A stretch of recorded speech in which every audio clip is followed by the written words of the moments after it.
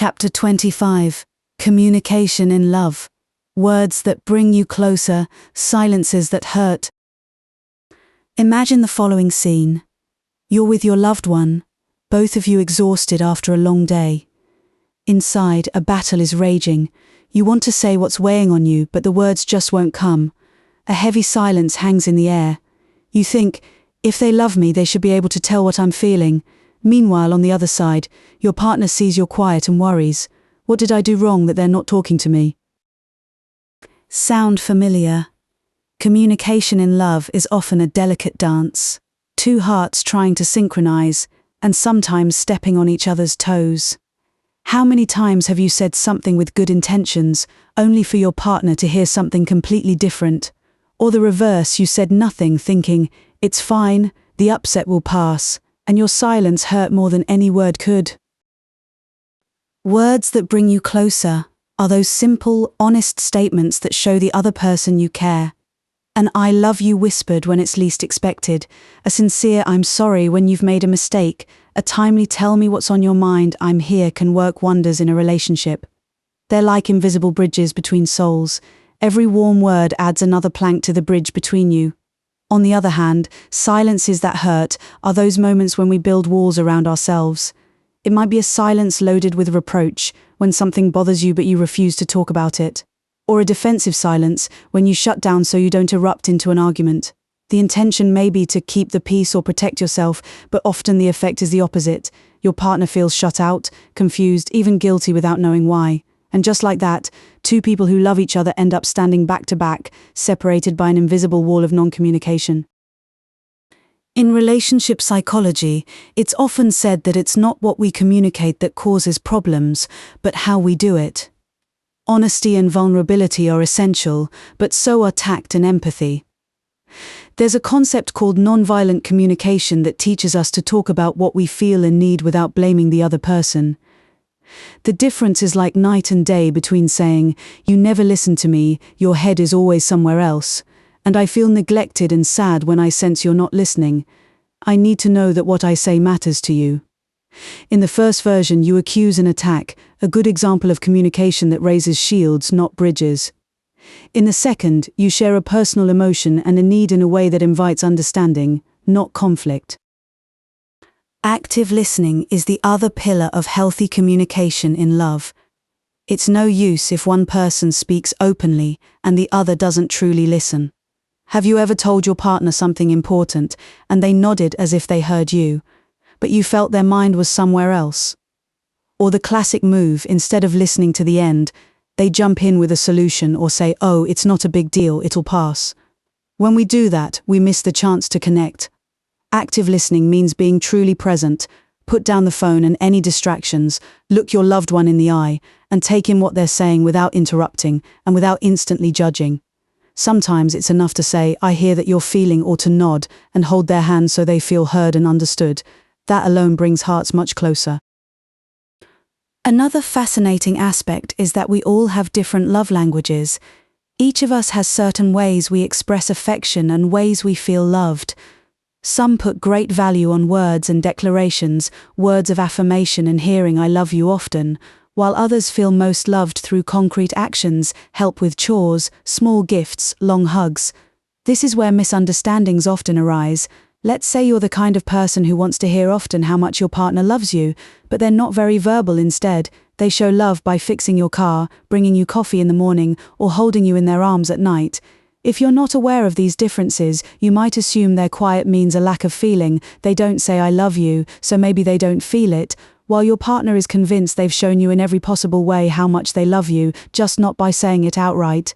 This is where communication comes in again. Talk about what makes you feel loved and ask what they value. Sometimes a simple "what do you need to feel my love" can open an amazingly helpful conversation. Not least, let's talk about criticism and silence, the two insidious enemies of communication in a couple. Constant criticism, those always negative remarks, you did that wrong again, you can't do anything right, or subtler versions like a disapproving sigh or that mocking tone, slowly chips away at the foundation of the relationship. When all you hear are reproaches, even if the intention is to help them be better, you end up feeling unappreciated and attacked. Instead of fixing anything, repeated criticism makes the other person either retreat further into their shell or hit back with more criticism, and so a vicious cycle of negativity begins. On the other hand, the apparent opposite, silence, may seem harmless on the surface. No big deal, I won't say anything so we don't fight. But it can be just as damaging. The passive-aggressive silent treatment is when one partner shuts down and refuses to communicate when upset. You may think you're avoiding a fight or teaching them a lesson, but what you actually create is an emotional chasm. The one on the receiving end feels confused and hurt, and the one who goes silent usually lets their resentment sink even deeper. By contrast, vulnerability and honesty can heal these wounds. Yes, it's uncomfortable to say, "Look, I felt hurt when you did or said X." We fear seeming weak or being rejected if we reveal our deepest feelings. But think about it. When your partner comes to you with an open heart and says, perhaps with a trembling voice, "I'm afraid we're drifting apart," or "I feel like I haven't been important to you lately," don't you want to take them in your arms and soothe those fears? Vulnerability evokes empathy. It's entirely different from coming in with a cold tone and saying, "You don't even care about me anymore." The first makes you want to help and reassure them of your love. The second makes you want to defend yourself, maybe even counterattack. How can you say that? So, communication in a relationship is like a game with two teams. On one side are warm words, listening, gentle questions and sincerity, the team that builds connection. On the other side are criticism, insults, silence and sarcasm, the team that tears down the bridges between you. The good news is that you and your partner are actually on the same team. The goal isn't to see who wins the argument or who's right, but to find yourselves side by side again, on the same side of the problem, not on opposing sides. And that happens only by communicating, speaking and listening with love. Let's step into the lives of our imaginary friends Jennifer and Michael, and see what happens when words dry up and the silence grows heavy. It's past 10 at night. Jennifer sits on the edge of the couch, arms crossed, her gaze lost somewhere on the floor. On the table, 2 half-eaten plates, the food now cold and left untouched, bear witness to the argument from earlier. Just an hour ago, harsh words were flying in this very room. Jennifer had worked all weekend on a project and was looking forward to a quiet evening together. She had made Michael his favorite dinner, lasagna, hoping they'd spend some real time together. But Michael was nearly an hour late, caught in an extended meeting at work. When he got home, tired and still preoccupied with unresolved problems at the office, he barely noticed the beautifully set table. Jennifer greeted him, trying to hide her disappointment, but her tone gave her away. The tension escalated quickly. Exhausted, Michael didn't understand her mood shift and asked, his voice flat, "Is something wrong?" "No, nothing. Just know that next time you're late, don't expect us to sit down to dinner as if nothing happened." Jennifer burst out, unable to hold back her frustration. "Look, I'm sorry I was late, but I had work to do, okay? Do you think I wouldn't have liked to be home earlier?" Michael replied, raising his voice slightly. "You always have work for you.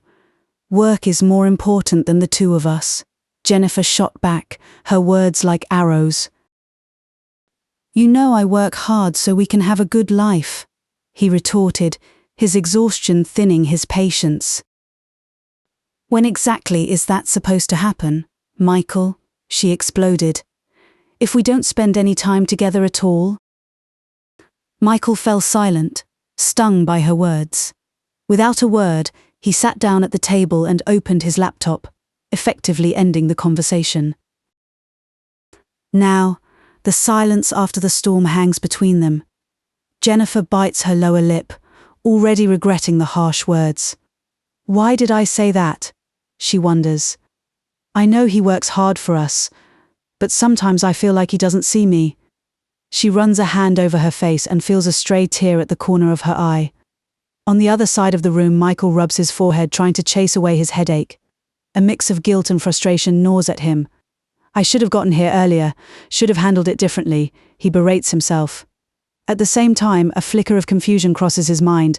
Why is she reacting so strongly? I told her it was a hard day. He looks over at Jennifer. She's sitting motionless, shoulders slightly hunched, as if she were carrying an invisible weight. He wants to go to her, hold her, and tell her he's sorry, but something holds him back. Maybe she doesn't even want to see me right now, he sighs inwardly. The minutes crawl by, agonizingly slow. Jennifer wraps her arms around herself, as if to shield against the chill in the air. In her stomach, a knot of emotions tightens: sadness, anger, the longing to be understood. The silence feels unbearable, but she doesn't know how to fill it either. At some point, Michael can't take it anymore. He gently closes his laptop and gets up from the table. His footsteps whisper across the living room rug until he reaches the couch. He stops a few feet from Jennifer, uncertain. "Jen," he begins softly, using her nickname. "Please, let's talk." Jennifer hugs herself even tighter. Michael sees her avoid his eyes, but in the dim light he catches the glimmer of a tear on her cheek. "Look, I'm sorry," he continues, sincerity in his voice. "I don't want us to be like this, silent and upset." He lowers himself beside her on the couch, leaving a small space between them. Jennifer blinks rapidly, chasing back the tears. "I'm sorry too," she whispers. "I shouldn't have yelled at you." Her voice breaks slightly on the last words. Michael reaches out, covering her cold hand where it rests on her knee with his palm. "You scared me when you went quiet," he admits softly. "I'd rather have you yell at me than say nothing. When you pull away like that, I don't know what you're thinking." Jennifer looks up at him for the first time that evening. Her eyes meet Michael's, and she sees in them the same uncertainty she feels. Before she can stop herself, a long sigh escapes her, as if all the tension in her chest were leaving with the air. "I'm so sorry. It's just that sometimes I feel lonely, Michael." He holds her hand more tightly. "Lonely? But I'm here with you," he whispers, leaning in a little. Jennifer nods, trying to find the right words. "I know you're here physically, but I feel like sometimes you're far away, as if your mind is always somewhere else, at work, on problems, and I end up left out." Michael feels a lump in his throat. He realizes she rarely talks about what she truly feels, and the fact that she's doing it now is important. He doesn't interrupt. "Today, when you came late, I felt neglected," Jennifer continues, her voice trembling. "I know it might sound childish. I know you have good reasons when you're late, but it still hurt. I had prepared everything. I just wanted us to have a lovely evening together. And when you walked through the door, I felt like it didn't matter that I'd cooked or that I'd waited for you with so much excitement. It was as if none of it mattered to you." "It does matter," Michael says quickly, regret in his voice. "It matters immensely. It's just that sometimes I'm so caught up that I forget to show it." He runs his free hand through his hair, searching for how to explain. "When I got here, I was still thinking about what went wrong at work today. But that's no excuse. I should have left it all at the door and been present with you. I'm sorry I made you feel neglected." Jennifer turns her palm, wrapping her hand around Michael's fingers. "Maybe I shouldn't have kept quiet either," she whispers. "But I was so upset, I thought if I said it right then, we'd just fight even more, and I hoped you'd figure it out on your own." A sad smile tugs at the corner of Michael's mouth. "I know, it was a bit optimistic of you to think I'd pick up on it," he replies with a hint of self-deprecation. "The truth is, I can be a little obtuse sometimes. I don't get it unless you tell me straight." Jennifer manages a faint smile through her tears.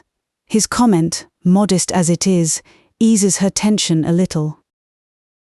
"All right, then I'll tell you," she promises softly. "But don't get upset." "How could I be upset, sweetheart?" Michael lifts a hand and gently wipes a tear from her cheek. I want to know when something's wrong. I don't want to see you suffering in silence. She nods and, for the first time that evening, lets herself lean lightly against his shoulder. Michael draws a deep breath, catching the familiar scent of her hair, and slips an arm around her, almost without realizing it. Jennifer sighs, this time a sigh of relief. You know, she murmurs after a minute of silence, I honestly thought you didn't care, that you'd rather be on your laptop than with me. I thought you didn't want to talk to me, Michael says with a sigh, that you were too angry to come near. Jennifer glances at the table where the laptop sits. She gives a faint smile. To be honest, you opened it and used it as a shield. It was like you were saying, okay, then I'll just sit here and work, and I felt even lonelier seeing you in front of the screen. Michael nods in acknowledgement. She lifts her eyes to him. Promise me that next time we argue, you won't retreat into silence. Michael gives a warm smile. I promise, if you promise not to say nothing when it's obviously something. High five? Jennifer finally truly smiles and lightly taps her palm to his in a playful gesture. Okay, I promise, she says, almost in a whisper. Michael strokes her cheek and then kisses her forehead. She feels that familiar sense of safety and love wrap around her again. The silence between them is no longer cold or painful. Now it's a warm quiet, where words are no longer needed for the two of them to feel close. They found each other again in that embrace. Tonight, the right words tore down the walls raised by silence and brought them close once more. The story above shows us, in practice, how easily two hearts that love each other can slip into the chasm of misunderstanding because of poor communication. At first, Jennifer and Michael fell into the classic traps. She hid what she felt behind a heavy silence and cutting remarks, "You're always busy," while he withdrew even further, using his laptop as a shield instead of trying to clear the air. Thus, the silence between them grew louder, in that it was sending painful messages. She felt neglected and misunderstood. He felt unfairly judged and rejected. The absence of words left room for negative assumptions. Jennifer told herself that Michael probably no longer wanted to spend time with her, and Michael assumed that Jennifer simply didn't want to talk to him. The turning point came when Michael chose to be vulnerable and honest, telling his wife directly what he felt, that her silence hurt him. That act of openness diffused the tension. Hearing the sincerity in his voice, Jennifer set down the shield of silence and the vague reproaches, finding the courage to say clearly what hurt. I felt lonely, I felt neglected. Do you see the shift? Instead of accusations, you always do this or that. She moved to the language of the heart. She spoke about her emotions. And Michael listened attentively, validated her feelings, and apologized, behavior characteristic of the empathetic communication we discussed. In a matter of minutes, they went from being adversaries, each pulled back into their own corner, arms crossed or hiding behind a screen, to being a team again, united by a shared desire to understand each other and to be well together. When the misunderstanding occurred, each misread the other's behavior. Jennifer took his silence and absence as a lack of love. Michael perceived her reaction as unfair criticism. Only by speaking clearly and listening did they grasp each other's perspective. She understood that Michael hadn't meant to hurt her, and he understood how important a simple gesture of attention after a long day was to Jennifer. Thus, what seemed like a conflict pushing them apart turned into a conversation that brought them closer. Communication in love is the glue without which two people, no matter how in love, risk losing their way from each other. As we've seen, a single "let's talk," spoken gently, can tear down the wall of silence faster than 1,000 silent assumptions. Love is sustained day by day through warm words and listening. Prolonged silences, words left unsaid when they matter, or worse, words hurled in anger create only distance and suspicion. None of us can read each other's minds, as much as we might wish we could. That's why honesty remains the surest path. Say what you feel and ask what the other person feels. In the end, remember that true intimacy in a couple is built on emotional openness. Yes, sometimes it takes courage to speak when it's much easier to sulk in silence in a corner. But that very courage to be vulnerable, to say, here's what I feel, or here's what I'm afraid of, is what makes the difference between two strangers sharing the same house and two life partners who are truly close. In the end, love needs words that bring you closer, not silences that raise walls. Tell your loved one what you feel, and listen with an open heart. You'll find your souls drawing even closer with every honest conversation.